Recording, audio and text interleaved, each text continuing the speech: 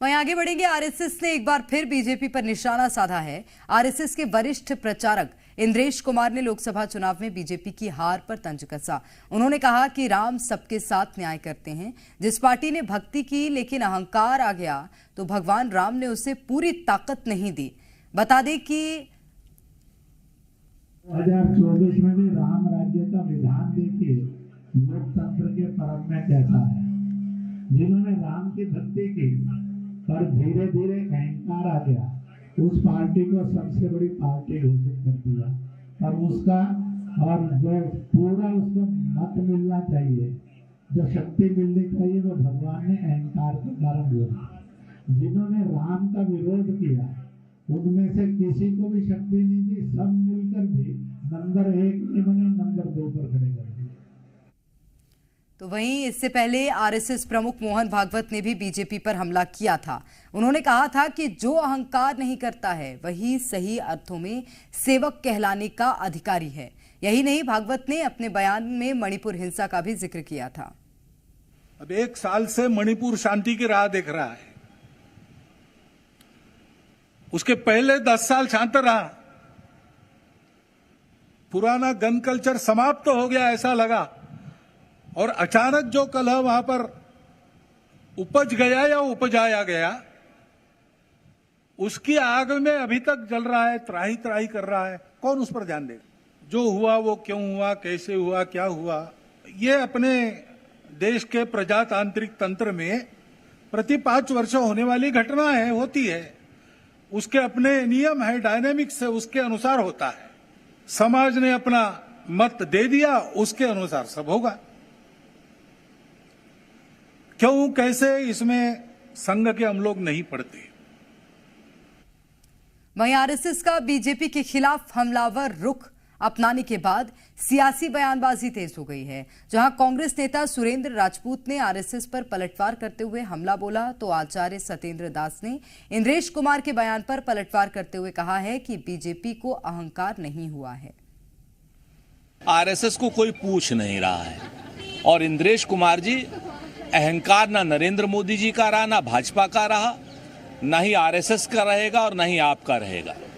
हिंदू मुसलमान आप हमेशा करते रहे। आपने कभी देश की एकता अखंडता की बात नहीं की। आपने कभी सांप्रदायिक सद्भाव की बात नहीं की। आप सांप्रदायिक विभेद की बात करते हैं। देश में महंगाई पर आप कभी नहीं बोले। देश में मजदूरों की समस्या पर आप कभी नहीं बोले। देश में किसान आंदोलन हुआ, 700 से ज्यादा किसान शहीद हो गए, आप नहीं बोले। अब भारतीय जनता पार्टी जब आपको त्याग रही है और उसने स्पष्ट कह दिया उनके राष्ट्रीय अध्यक्ष ने कि अब उन्हें आरएसएस की आवश्यकता नहीं है, तब और वो चाहते थे कि पहले ही प्रयास बहुत दिनों से करते रहे कि हिंदू मुसलमान की एकता हो जाए, और मुसलमान यह जो भाजपा है, भाजपा को वोट दें जिससे कि इनके विजय हो ऐसा प्रयास करते रहे। लेकिन इसमें स्वयं इंद्रेश जी असफल हो गए। इसलिए वो आरोप, अपने असफल होने का आरोप भाजपा पर लगाते हैं। उसको यह कह रहे हैं कि अभिमान हो गया है, और अभिमान नहीं हो गया है। वो अपने ढंग से जो भी करते रहे वही ठीक करते रहे। और 241 यदि सांसद उनके हो गए हैं तो ये कम नहीं है, बहुत है। और इधर आरएसएस नेता इंद्रेश कुमार के बयान को लेकर संजय राउत ने बीजेपी पर हमला बोला। वहीं कांग्रेस सांसद प्रमोद तिवारी ने भी इंद्रेश कुमार के बयान पर आरएसएस और बीजेपी को घेरा है। मोदी जी हार गए हैं, अमित शाह हार गए हैं, वाराणसी में नरेंद्र मोदी हार गए हैं, और भगवान सब देख रहा है। आप अयोध्या हारे, आप चित्रकूट हारे, आप प्रभु श्री राम की भूमि नासिक में हारे, आप रामेश्वरम में हारे, आप रामटेक में हारे। जहां जहां प्रभु श्री राम का वास्तव्य रहा, वो सभी पवित्र भूमि पर अहंकार का पराभव हुआ है। रावण अहंकारी था, इसलिए प्रभु श्री राम ने रावण का पराभव किया, उनका वध किया। आज वही अहंकार राम के नाम पर चल रहा था, जनता ने अहंकार को रोक दिया है, पूरी तरह से पराजित नहीं हुआ है। वो काम आरएसएस को करना पड़ेगा। चुनाव के पहले नहीं दिख रहा था इंद्रेश जी आपको कि भाजपा की चाल में, ढाल में, सूरत में, शकल में उनके दोनों नेताओं के अहंकार भर गया। चलने से दिखता था अहंकार में, बोलने से दिखता था अहंकार।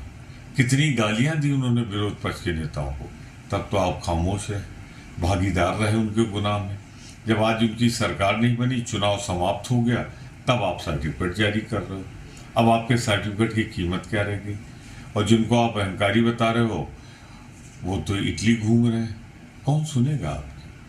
आप मेहरबानी करके अपना सर्टिफिकेट भाजपा को दीजिए, कांग्रेस को मत दीजिए। हम लोग भगवान राम के पुजारी हैं।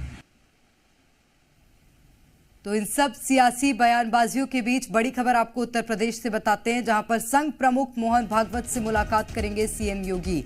सीएम योगी आदित्यनाथ कल दोपहर बाद गोरखपुर जाएंगे और गोरखपुर में संघ प्रमुख मोहन भागवत से मुलाकात होगी। राजनीतिक विषयों पर भी इस मुलाकात में बातचीत हो सकती है। ये बड़ी खबर इस वक्त आपको बता रहे हैं, उत्तर प्रदेश के मुख्यमंत्री कल संघ प्रमुख से मुलाकात करेंगे।